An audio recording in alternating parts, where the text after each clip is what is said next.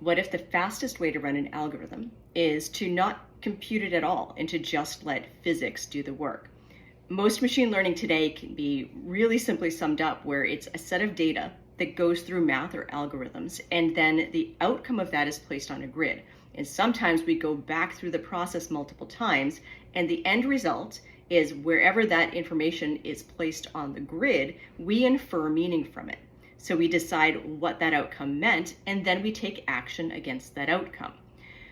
But that requires calculation, it requires compute, that creates heat, that requires energy.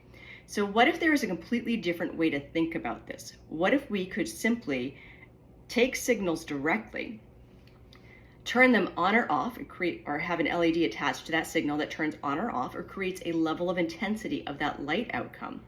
And then the end result is you have a grid full of lights, each representing a signal. You run it through multiple, quite literal filters, and it produces a grid on the end result.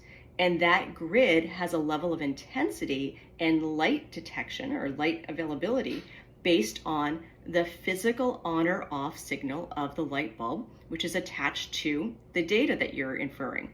So the end result is a picture, and that picture has a heat map, and not a literal heat map, but actually a light spectrum heat map on it.